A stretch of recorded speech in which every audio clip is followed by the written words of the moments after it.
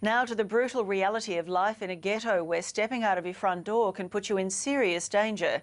Dan Nolan joins us live. And Dan, public housing is a system in crisis, isn't it?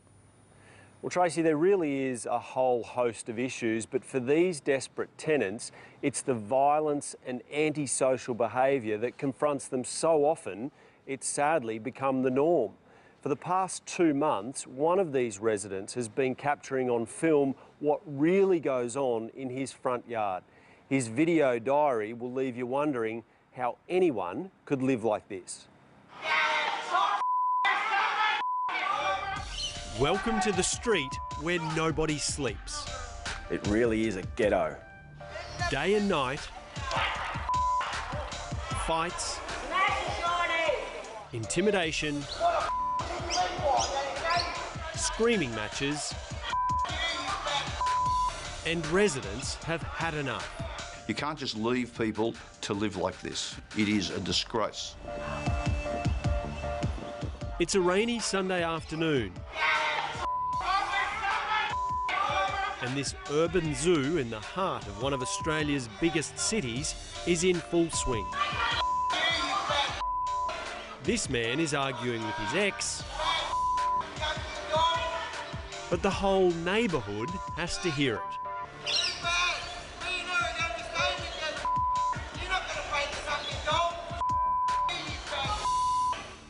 One nearby resident is so fed up with it, he spent the past 2 months filming the entire spectacle for us all to see.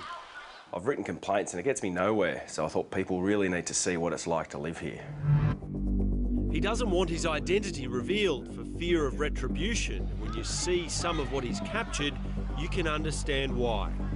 Here in broad daylight, an apparent drug dealer produces a small plastic bag, shows it to a potential customer, then takes it away. It's all a bit of a laugh.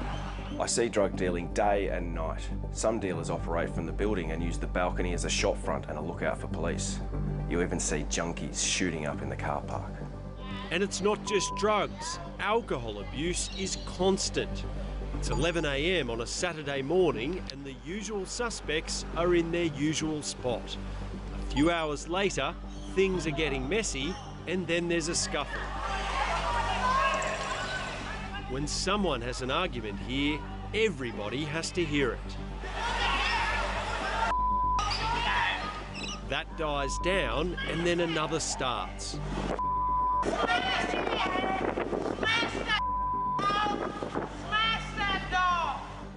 But when her demands for violence are ignored, she starts a fight herself. It's like this day after day. I'm woken most nights by a barrage of yelling and screaming outside. Insults, threats, expletive language, often in front of the elderly and young kids. After dark, it's even worse. Fights, king hits, and a non-stop racket.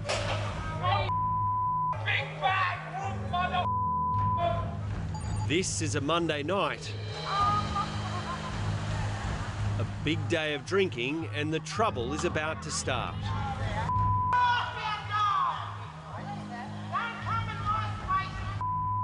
A bottle smashes and 2 women erupt.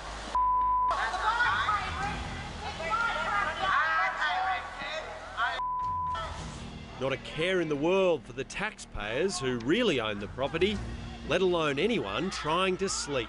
It really is a ghetto. There's criminals and drug addicts roaming around, fighting over money and drugs. I live in constant fear they'll target me. I'm so frustrated and stressed out by it. Nearly 3/4 of the residents of these high-density public housing towers are over 50, and they too cop the abuse.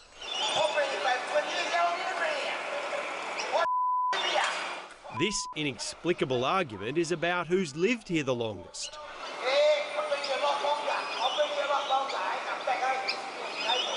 All playing out at 8:30 on a Friday morning. When merchant bankers run the government instead of people who care about the poor, this is the product. Ron Honig is the state MP for the Redfern area of inner city Sydney. This is supposed to be a fair society. This is a society that is supposed to treat our poor and our elderly with respect. Well, you can tell from this video that's not happening. He says mental health support in this area is sorely lacking. You need to provide psychiatric nurses, you need to provide psychiatrists, and they have to be located where you've got high density public housing. Another man starts abusing a disoriented woman who apparently touched his dog.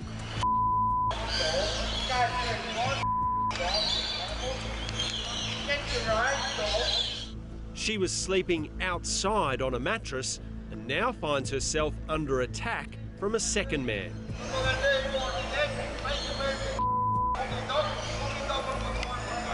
Amid these tense scenes, a blind man trying to find his way to the shops. There's abuse, there's fights. Alan Humphreys represents tenants living in one of these towers. There's no real estate that's going to put up with half the things that go on in this building and along this street. He says Housing New South Wales doesn't do enough to turf out the small minority, causing all the trouble.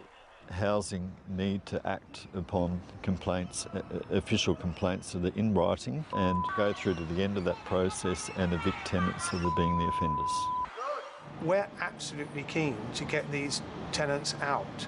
They don't have a place in public housing. Paul Vivers is from Housing New South Wales. He says they're running a successful operation with police to weed out drug dealers from these buildings. We've recently evicted 4 tenants, one of them the day before yesterday, which was for dealing in drugs. So where we can get evidence, we absolutely will take action. He says tenants don't always need to give evidence in court. An anonymous tip-off can get the process started. We do need evidence that we can justify in a tribunal. Like every landlord, we have to go through a tribunal to be able to prove that there has been illegal behaviour on the premises. It's just sickening, isn't it? And if you have video of problems where you're living, you can send us an email.